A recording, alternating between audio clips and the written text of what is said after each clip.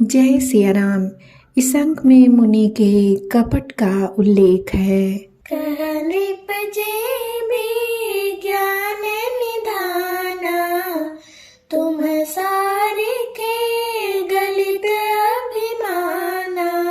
सदा रही अपना पहुँ दुराए, सब विधि कुशल कुबेश बनाए। राजा ने कहा, जो आपके सदृश विज्ञान के निधान और सर्वथा अभिमान रहित होते हैं, वे अपने स्वरूप को सदा छिपाए रहते हैं, क्योंकि कुवेश बनाकर रहने में ही सब तरह का कल्याण है। अर्थात प्रकट संत वेश में मान होने की संभावना है और मान से पतन की। तेहि ते कहि संत श्रुति तेरे, परम किंचन प्रिय हरि केरे। तुम समधन भिखारी अगेहा, होत बिरंचि वही संदेहा।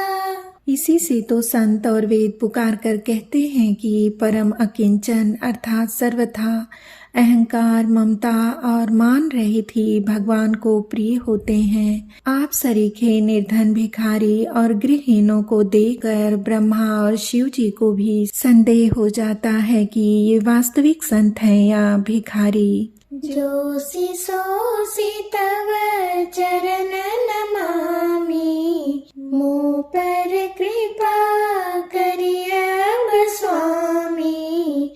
सहज प्रीति भूपति कै देखी, आप विषय विश्वास विसेखी। आप जो हो सो हो अर्थात जो कोई भी हो, मैं आपके चरणों में नमस्कार करता हूँ। हे स्वामी, अब मुझ पर कृपा कीजिए। अपने ऊपर राजा की स्वाभाविक प्रीति और अपने विषय में उसका अधिक विश्वास देखकर सब प्रकार राज ही अपनाई, बोले अधिक स्नेह जनाई। सुनु सती भाव कहूँ मही पाला, यहाँ बसत बीते बहु काला। सब प्रकार से राजा को अपने वश में करके अधिक स्नेह दिखाता हुआ वह कपट तपस्वी बोला, हे राजन सुनो, मैं तुमसे सत्य कहता हूँ, मुझे यहाँ रहते बहुत समय बीत गया। अब लगी मोहि न मिले को, मैं न जनावहु काहू। लोक मान्यता नल सम, कर तप कानन दाहू।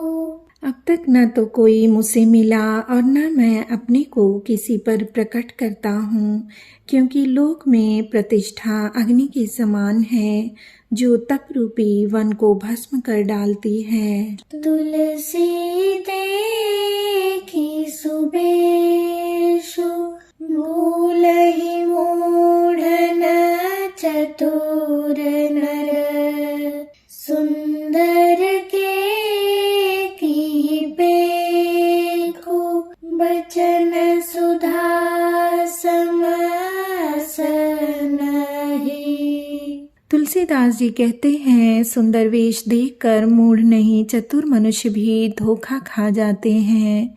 सुंदर मोर को देखो, उसका वचन तो अमृत के समान है और आहार सांप का है। ताते गुपुतर जग माही, हरि तज किमपि प्रयोजन नाही। प्रभु जानत सब बिनहि जनाए, कहूँ कवनि सिद्धि लोक रिझाए। कपट तपस्वी ने कहा, इसी से मैं जगत में छिप कर रहता हूँ। श्री हरि को छोड़कर किसी से कुछ भी प्रयोजन नहीं रखता। प्रभु तो बिना जनाए ही सब जानते हैं। फिर कहो संसार को रिझाने से क्या सिद्धि मिलेगी। तुम सोचि सुमति परम प्रिय मोरे, प्रीति प्रतीति मोहि पर तोरे। तब जाओ तात दोरावऊं तोहि, दारुण दोष घटई अति मोहि। तुम पवित्र और सुंदर बुद्धि वाले हो, इससे मुझे बहुत ही प्यारे हो और तुम्हारी भी मुझ पर प्रीति और विश्वास है। हे तात, अब यदि मैं तुमसे कुछ छिपाता हूँ तो मुझे बहुत ही भयानक दोष लगेगा। जिमि जिमि तापसु कथई उदासा, तिमि तिमि नृपहि उपज विश्वासा। देखा स्वबस करम मन बानी, तब बोला तापस भग ध्यानी। ज्यों ज्यों वह तपस्वी उदासीनता की बातें कहता था, त्यों ही त्यों राजा को विश्वास उत्पन्न होता जाता था। जब उस बगुले की तरह ध्यान लगाने वाले कपटी मुनि ने राजा को कर्म, मन और वचन से अपने वश में जाना, तब वह बोला, नाम हमारे एक तनु भाई, सुनि नृप बोल्यो पुनि सिरुनाई। कहूँ नाम कर अर्थ बखानी, मोहि सेवक अति आपन जानी। हे भाई, हमारा नाम एक तनु है। यह सुनकर राजा ने फिर सिर नवाकर कहा, मुझे अपना अत्यंत अनुरागी सेवक जानकर अपने नाम का अर्थ समझा कर कहिए। आदि सृष्टि उपजी जबहि, तब उत्पत्ति भय मोरी। नाम एक तनु हेतु तेहि, देहन धरि बहोरी। कपटी मुनि ने कहा, जब सबसे पहले सृष्टि उत्पन्न हुई थी तभी मेरी उत्पत्ति हुई थी। तब से मैंने दूसरी देह नहीं धारण की, इसी से मेरा नाम एक तनु है। जनिया चर जुकरहु मन माही, सुत तपते दुर्लभ कछु नाहि। तप बल ते जग सिजई विधाता, तप बल विष्णु भय परित्राता। हे पुत्र, मन में आश्चर्य मत करो, तप से कुछ भी दुर्लभ नहीं है। तप के बल से ब्रह्मा जगत को रचते हैं, तप ही के बल से विष्णु संसार का पालन करने वाले बने हैं। तप बल शंभु करहि संहारा, तपते अगमन कछु संसारा। भयउ नृपहि सुनि अति अनुरागा, कथा पुरातन कहे सोलागा। तप ही के बल से रुद्र संहार करते हैं। संसार में कोई ऐसी वस्तु नहीं जो तप से न मिल सके। यह सुनकर राजा को बड़ा अनुराग हुआ। तब वह तपस्वी पुरानी कथाएं कहने लगा। कर्म धर्म इतिहास अनेका, करई निरूपण बिरति विवेका। उद्भव पालन प्रलय कहानी, कहसी अमित आचरज बखानी।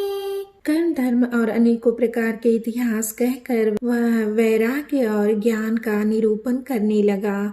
सृष्टि की उत्पत्ति, पालन और संहार की अपार आश्चर्य भरी कथाएं उसने विस्तार से कहीं। सुनि महीपताप बस भयउ, आपन नाम कहन तब लय।